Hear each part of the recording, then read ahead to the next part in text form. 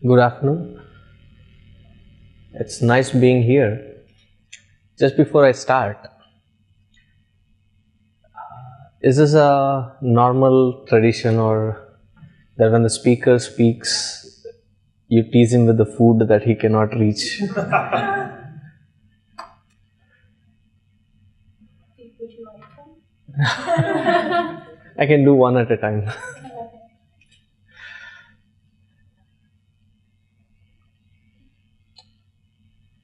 So the topic that I was told and the topic that I am informed right now are two different. So what Naveen just told me was that we'll speak on mindfulness.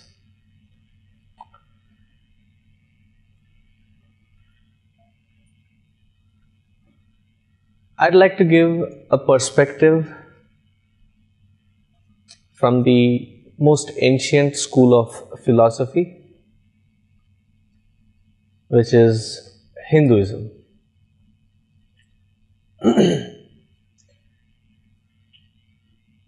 When we talk of the mind, we look at it as an important, necessary interface with the outside world, from the individual to the outside world. Like many of your computers or your smartphones, how many of you use an iPhone? There you go. So it uses the iOS. How many of you use the Androids? Okay. The few of you, then it is the, what is it called? The Android platform. Any Blackberries? Wow. Not long ago, just a year and a half ago, that was a huge market. It's absolutely zilch. Nobody using it. So each one of them have this platform with which there's an interface of different apps that you use to interact with or interact on. Similarly, in the Hindu philosophy, we have the major question would be, the brain and the mind. So the way I would want to put it across is, the brain is like the hardware. The CPU is the hardware. There's a lot of processing that happens. And the mind is a software. It's a software / an operating system with which you can interact with the outside world. Now this mind that we have is an amazing equipment that we have. It's a very beautiful equipment that we have. Anything that we do not know how to use and we have to inevitably live with it, it's a pain.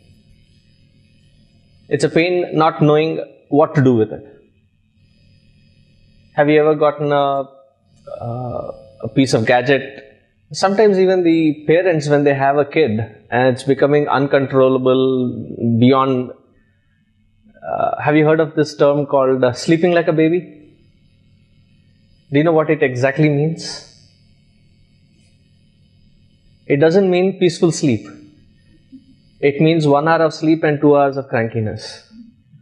So the parents, when they go through the first few months of acclimatizing themselves with the new parenthood, I've seen some of them in utter frustration sometimes end up saying, I don't know, where is this kid come from? I wish I had a manual to handle this little package, bundle of joy, so-called. So everything that we have, as we go through, if we do not know how to handle it, it becomes the source of pain, sorrow, or misery. So the mind that we have can be understood so that the mindfulness and living in a seamless flow of existence can be possible if we understand the basic schematics of the mind itself. Again, most of what I will be presenting will not be based on a science, but on a philosophical ground. What does Hinduism say about it? So mind, as defined, is flow of thoughts.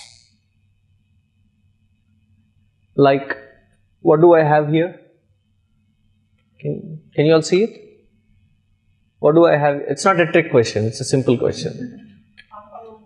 Bottle of water. When do I call a mass of water as a river?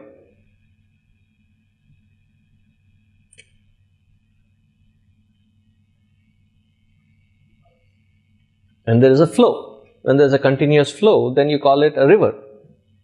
The same mass of water, from that river, when you pick a glass of water or a bucket of water or a jug of water, it's no more a river. It was a part of that river and now it is a part of contained environment and therefore it is not river. A river is when the water is continuously flowing. Similarly, as long as we are awake, there's this beautiful aspect of mind that is constantly flowing. What becomes irritating is most of the flow that happens, if it is in our control or not in our control. Before going into that aspect of control and not having control, there's another beautiful aspect of mind that has luckily been left out as a default setting. Because if left to us, we would love to tinker around with everything. And when you look at the creation, if there is God and if He has created, He needs to be given an amazing standing ovation. The way He has designed the system. There are things that He has left as involuntary and there are things that He has left as voluntary. Food and nourishing yourself is a voluntary thing. You can feed yourself as much as when breathing, He has not left it as voluntary. Otherwise, probably with the kind of forgetfulness that we have, half the population would be done before it crosses few years of existence. Similarly, with the mind, there is this beautiful default setting to explain that functionality of mind. I'd like to ask a simile. If I know most of you have seen it, but just want to know if everybody is on the same page. When you use a home theater system, there's something called, there's some numbers around that home theater system. Home theater 5.1, 7.2. Do you know what that 5.1, 7.2 relates to? In layman's terms. The speaker settings. Can you be more specific as to what do you mean by? The number of speakers that are used. The number of speakers that are used. So when it says home theater system 5.1, so there are 5 speakers and 1 subwoofer. So there's 2 in the front, 2 in the back and 1 in the middle, the center one. Underneath there is a subwoofer.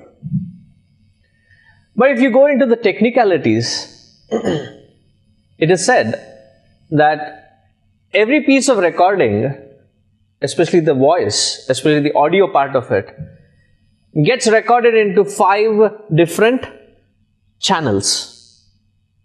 And then it is edited to be put into one track. So each track has 5 different channels. Next one is not a trick question again. Have you ever watched something on a pirated video? Only I am on record. You are not. So you can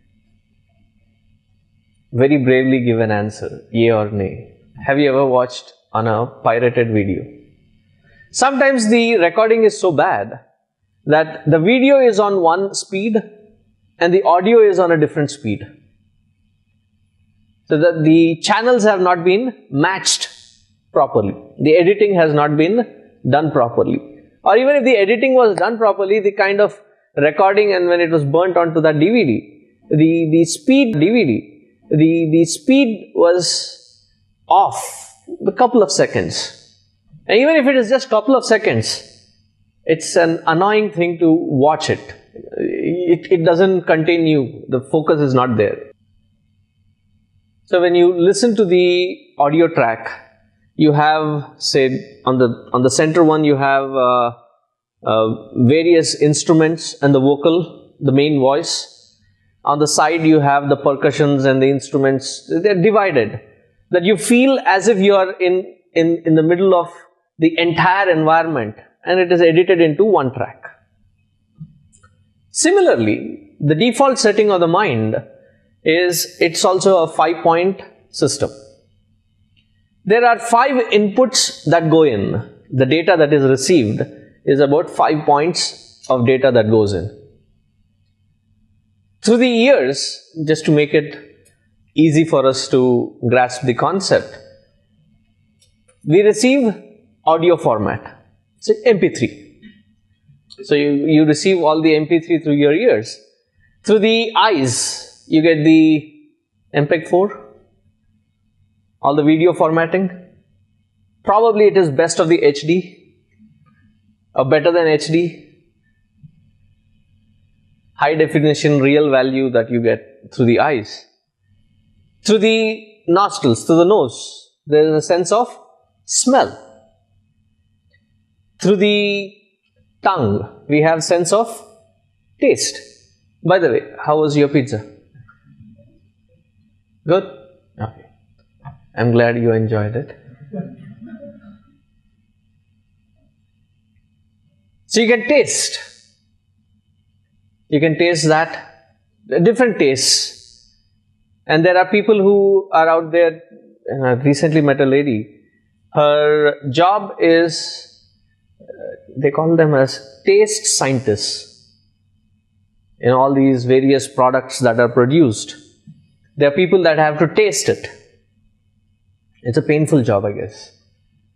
Because you have to sample so many things in a day, and by the time you get back home, I don't think you are in a position to eat anything, because your tongue has gone blunt. And there are wine tasters. I think that's an incredible job. That you pay for, people pay you to taste it. So there's a taste. So you have eyes, ears, nose, taste, and the touch. So every single moment, every single second, there's so much of data, so much of raw information that comes in. And each one of these channels, through the ears that we hear, through the eyes that we see, through the nose that we smell, through the tongue that we taste, and through the skin that we feel the sensation, through the skin that we feel the sensation, all this data has to be synchronized into an experience. That which synchronizes all this data into an experience can be called as the default setting of the mind. And it does a flawless job, doesn't it? Whatever is synchronizing inside. Imagine if there was a half-second lag, half-second delay between these various channels. Even when they are functioning properly, there is misunderstanding, lack of understanding, and a lot of gaps. What do you call them? The communication gaps between people, between various interfaces. We have communication gap. When all these things are functioning in a seamless manner. And I'm glad we don't have the ability to tinker around it, to set a half-second lag or to run something faster than the other. It happens, and the mind constantly, right since the moment you wake up till you sleep, It's bundling each one of these data received through 5 channels into one set of experience with a time map, with a tagging system. Have you ever uploaded a video to YouTube? How many of you have? Okay, good. So once you upload, what's the best way to make sure that it is reaching wider audience? What do you do?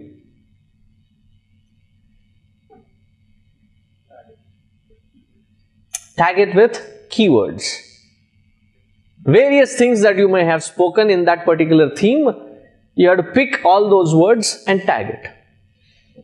The thorough is your tagging, the easier it is for people to identify that particular video.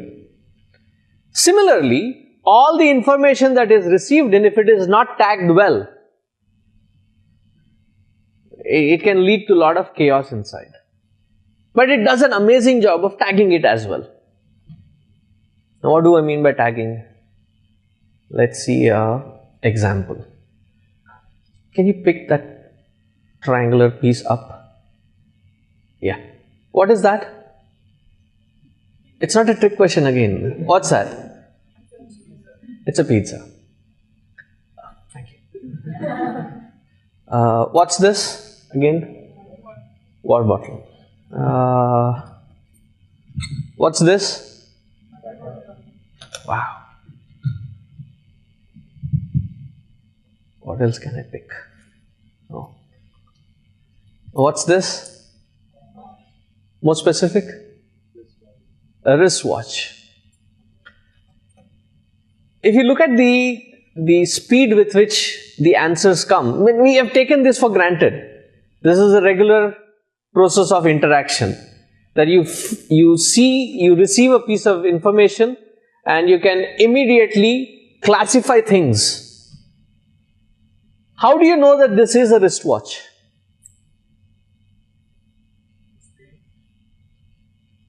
You have earlier sets of experience which has been stored and tagged diligently.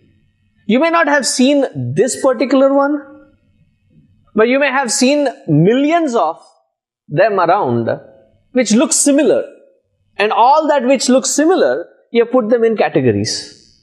Like on your computer you have a search mode.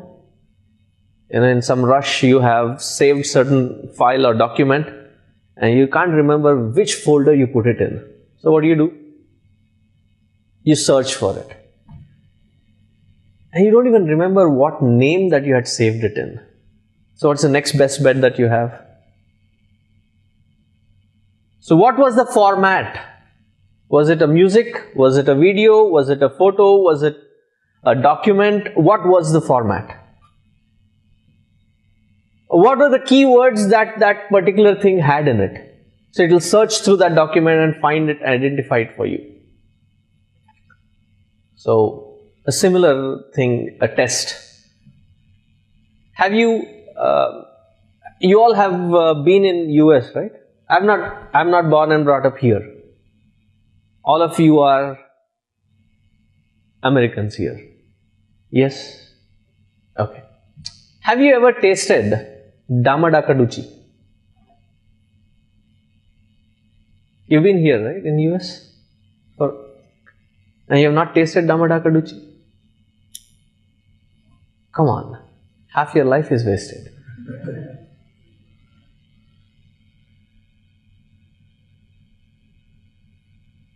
What's the first thing that came into your mind as you heard it? Damadakaduchi. What? Sounds funny. Okay. And nobody has tasted it? Has heard of it? Nobody should have, because I just created it on the top of my head. Why was there no response? Because you have never had an experience, prior experience of it. Therefore, when that word was given out, there was no recognition of that particular word. But all that which you already have experienced when shown, there was an instant answer. So there is a whole processing that is happening, that the data is received and whatever it was tagged under, it was scanned thoroughly, and the answer was given in probably a couple of nanoseconds. So this aspect of mind is thorough in its process. I call this as a default setting. To tag and bundle each experience, each piece of data into experience. This aspect of mind or the processing is default and thorough in itself. Now what is the other aspect? The other aspect is, as we daily interact with the world, there are some thoughts, some themes, some required elements that go through our process or processings, which are valid, required and necessary. There are many times that we go through emotions, thoughts, ideas which have absolutely no value or make sense, but it is there. It's like a volume of a trash. I don't know why it exists, but it exists. I've been speaking for about 20 plus years, and when I'm in a gathering, when I'm with a crowd, I can very easily grasp how many of you are in listening and how many of you are out while being physically here, but not here because you're elsewhere.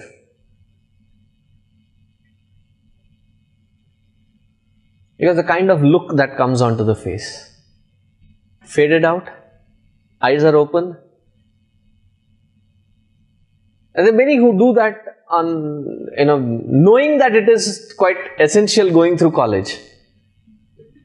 There are some of those boring lectures that you have to go through, and you put on that beautiful face. I've done it myself as well. So it's something like this. Everybody is laughing and this fellow is.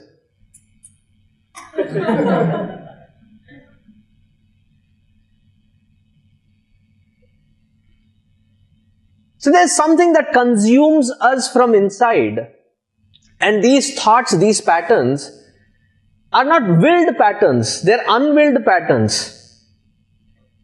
All of you sitting here, why are you here? Of course, one reason, there was a pizza. What's the other reason? Because you have willed to be here. You have made a decision to be here, haven't you? And thus, therefore, you have taken different steps in that direction so that you can be here. There are times wherein we go through various phases inside and we are not sure if we have actually decided in having those thoughts. Let me ask you another experience which would probably be recognized immediately. Is there times wherein you have driven from your office or workspace or college back to your dorm or home? You have gone through the entire stretch, maybe 10 minutes drive, 20 minutes drive, 30 minutes drive. And as you are pressing the garage door opener, that's when you realize, how the heck did I reach here? What happened in between? You have no clue, no recollection. Thank goodness you reached. Have you ever gone through such experience? Oh my God, I'm already here? I was driving? I read this beautiful cartoon the other day. There are these two ladies, elderly ladies. That one of them is driving, the other one is sitting on the passenger seat. And the first photograph shows that she is shocked because this lady just jumped red. The one who was driving it jumped red. And she is like, tensed. She's looking at her and then maybe she just missed it. Second one she misses, she jumps another red. And by the third time she is already holding on to that handle there and looking at her. hoping that she doesn't jump the third red, and she jumps the third one. And then she turns, what exactly are you doing? So what happened? You jumped the third red. And the lady who is supposed to be driving, she says, oh honey, I forgot I'm driving. And it's not a senior moment. It happens to many of us that we go through life unconsciously. Because most of it is consumed by this unwilled thoughts, patterns, emotions, feelings, concepts. That is like in the background running constantly. It's like a vent which is constantly blowing, which does not seem to have a control or a remote. And when I'm in such environments and speaking, I really appreciate it when the vent stops. Because that is when I realize that I'm on the top of my voice, really putting that effort, and when suddenly the vent stops, and if I don't change my pitch, I'll be screaming. Have you ever noticed that when the vent stops, that is when you realize that up until then that vent was really a nuisance? But it has gotten so much into our system that we don't even realize its existence. So is our unconscious pattern of living. That we go through life, that as we sit at the end of day, any day, you have gone through a lot, but nothing to cherish. Nothing great that you can enjoy. Because most of it has been gone through unconsciously. In a clutter of its own, in a mess of its own. To live life mindfully is to live life consciously. And in order to live life consciously, it is to gather that accessibility, that control over the thoughts and what we entertain in those thoughts.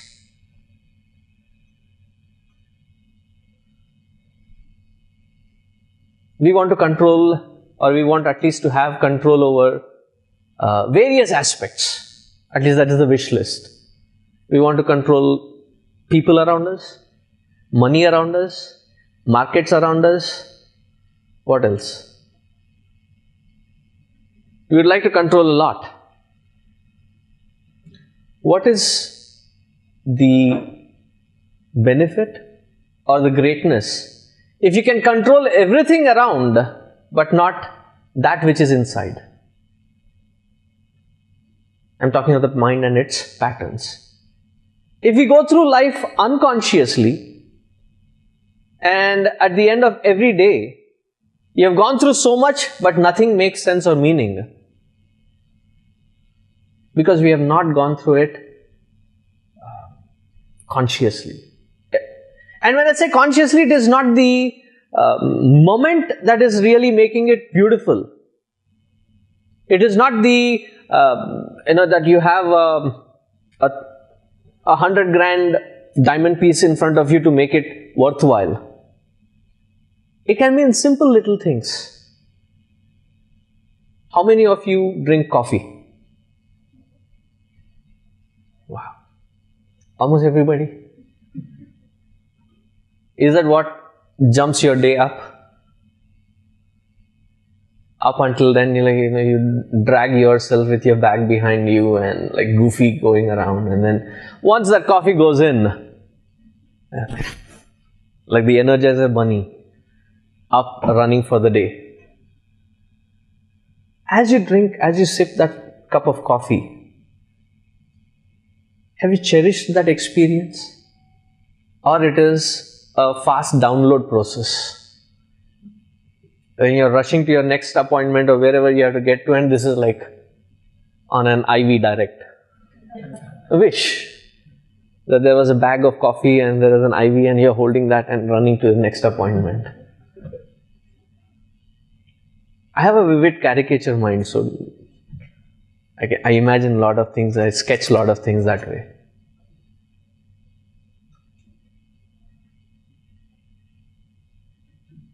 When you wake up in the morning, You have that fresh day start. How many of you can, with the smell of the coffee bean in the percolator, tell the difference of its dark, light or mild roast? Have you ever paid attention to it? With the aroma you can tell that.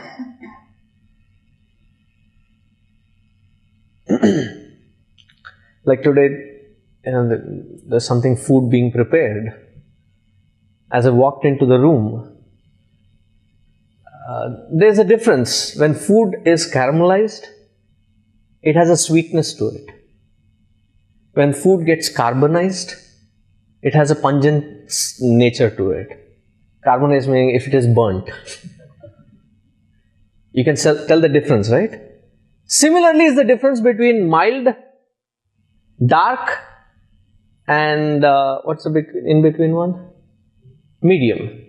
And as you have that hot cup of coffee, have you ever felt that sensation wherein you sip the first sip? And as it percolates to your system, you'll feel that heat gushing through, rushing through you're all medical students. So your esophagus, into your pit of your stomach, and just that warmth envelops you from inside. Have you ever felt that? We are in such rush. From point A to point B, from point A, one experience to the other, we are in such rush that we don't even stop by to enjoy simple moments of life. We go through life with such rush that it is an unconscious effort, moment to moment, day to day, year to year. And that's why there's one uniqueness that everybody goes through as an experience. Day to day, it seems like a very long day. Year to year, it seems like they fly by. Do you feel that? This is already 2014. How many of you felt that 2013 just flew by? All of you? And it's not just 2013. Every single year that is the feeling. But from morning to evening as the day proceeds, it's not even 10 o'clock and I feel, wish I can get back home. It's not even Monday and I feel, wish it could be Thursday or a Friday.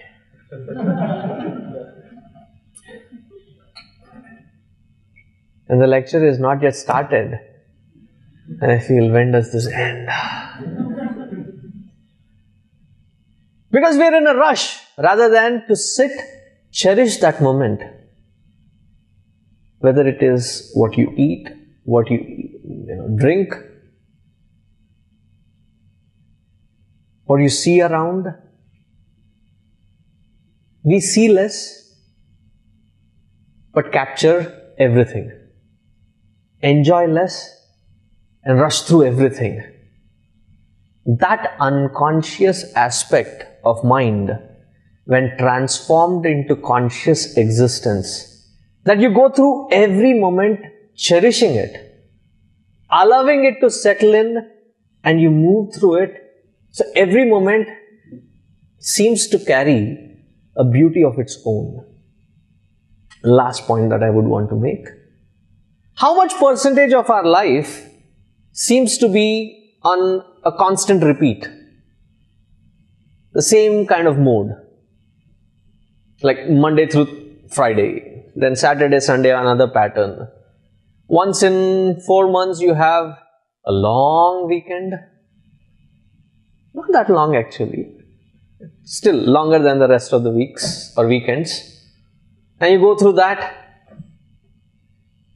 Again Monday through Friday, Saturday and Sunday. How much percentage of your life is on a constant repeat?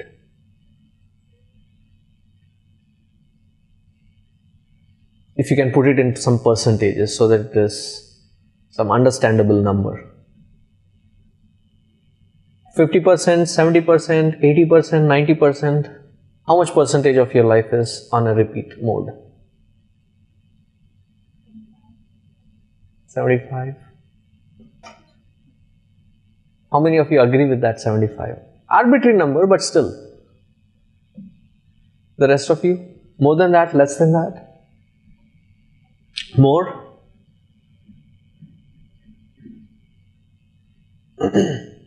Are you married? Because more of it is on a repeat mode. I just had to pull that fast one on you, sorry. I'll have to, sorry. His wife. Most of us have about 70 to 75% of our life on a constant repeat. And if we do not learn the art of going through every single moment this consciously, soon will come the day wherein we will complain that life is boring. Life is mechanical. Life, I like the American way of the twist of word used. They said, I am burnt. Or the other word that they use is life. When it is not going in a great manner, there is another word that we all use. They say, life sucks.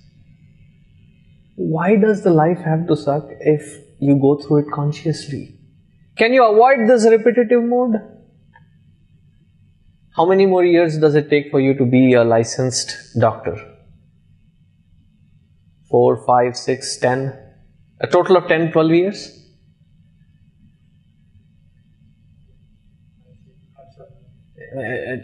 As I look at it, from an outsider, half of your life.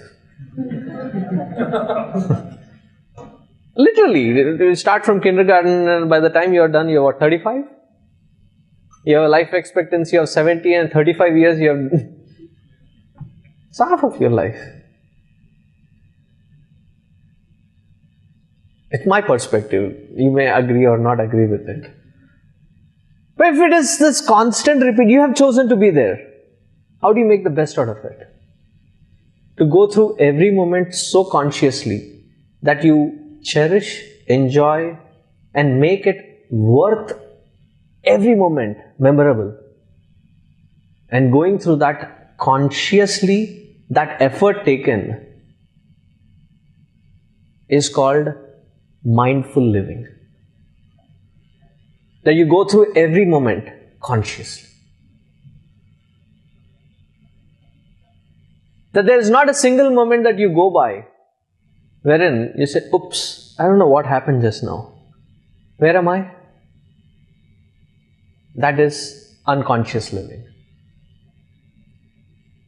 Instead, train oneself to get to that conscious living wherein every moment is enjoyable. So I'll stop here. It's 12:45. This is the time wherein if there is a piece of pizza left, you can go grab it again. Or if you have any questions, you may ask. If I know the answer, I'll try to answer it. Yes, sir.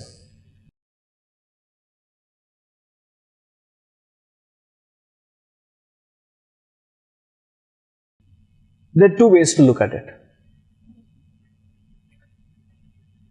The first thing is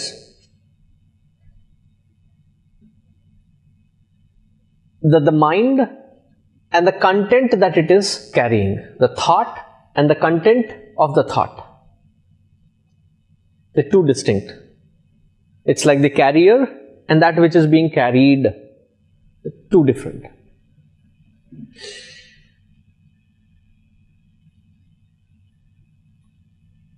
It's raining outside. I'm just taking an example. It's raining outside.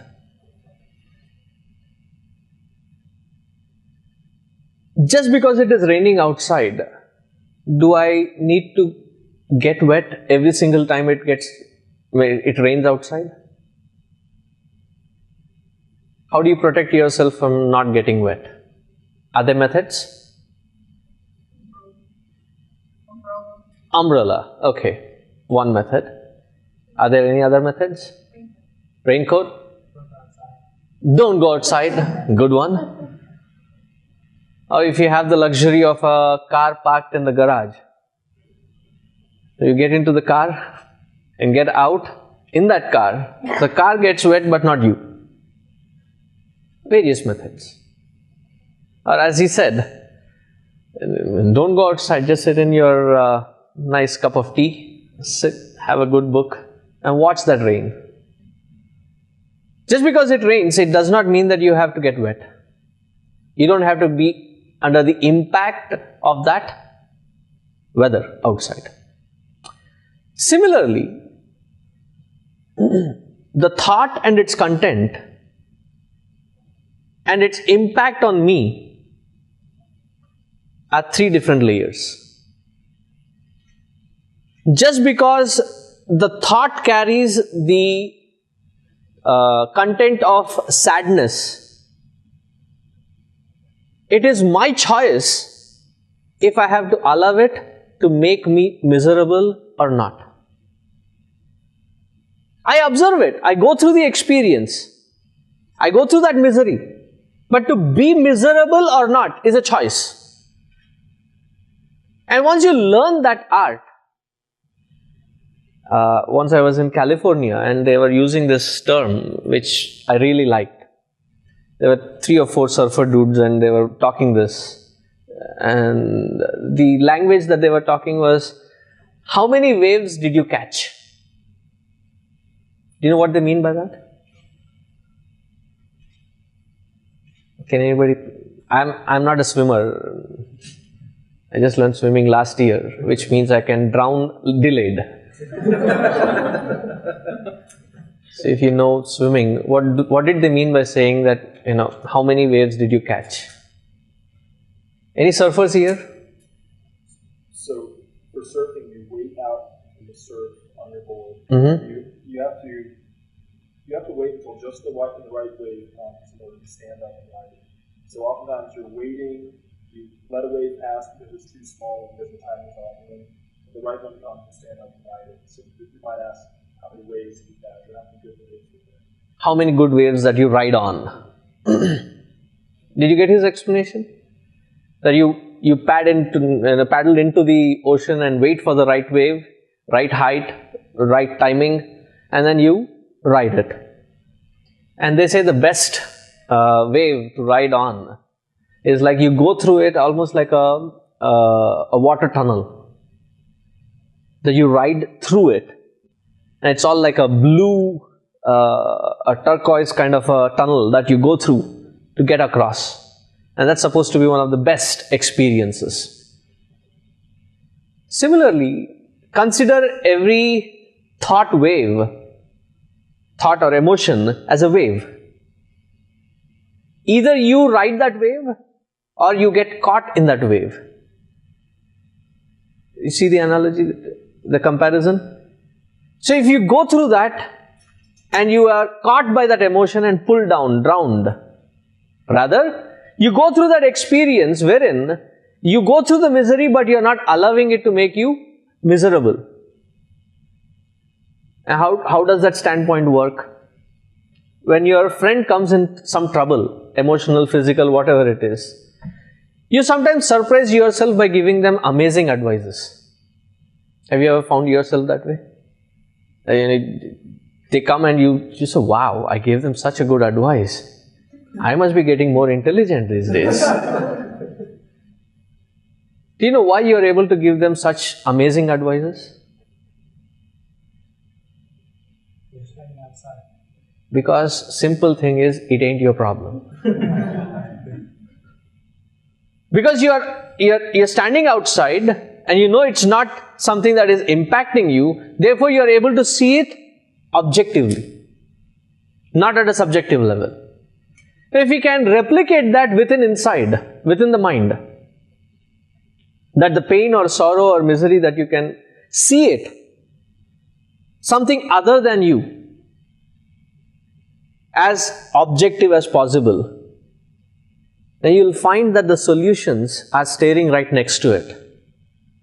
Because there is no lock in this world that has been created without a key. There's no problem or a tough solution without a solution. No problem without a solution. We are not able to see that solution because we are either too close, zoomed in, or too far away, zoomed out. And it's like this video handycam. You just need to know the right amount of zoom in or zoom out, and it has to be accessible so that you can ride each wave of the thought. Hopefully I have reached across.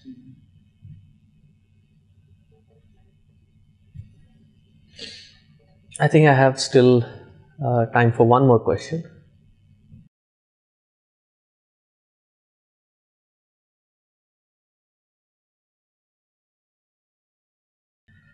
There's a beautiful quotation, is plan your work and work your plan. What's the difference between planning and daydreaming? Because most of us, when we do the planning without conscious effort, it becomes daydreaming. Because there is only thought processing but never translates into an action. So mindful living does not mean that you don't plan for your future. In fact, if you don't plan for your future, then you're not living a mindful life. But you're doing it consciously, wherein you spend a conscious effort in trying to plan. And that plan, which has various ingredients incorporated in it. Supposing you're going from here to, say, Dallas. You take I-10, you take I-45 and head north. Yeah. Not that I'm that directionally challenged, but coming to a new place, okay, you head north. That's the usual route. What if it is like today? I hear that I-45, there are certain parts that is blocked. Icing.